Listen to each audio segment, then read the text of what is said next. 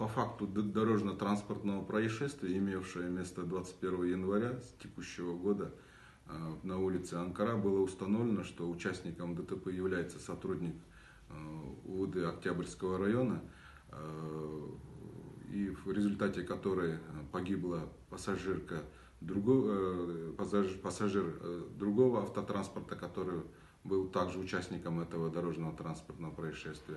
Возбуждено по факту досудебное производство по статье 297 Уголовного кодекса Кыргызской Республики, а также внесено следствием ходатайство об избрании меры пресечения арест в отношении сотрудника милиции.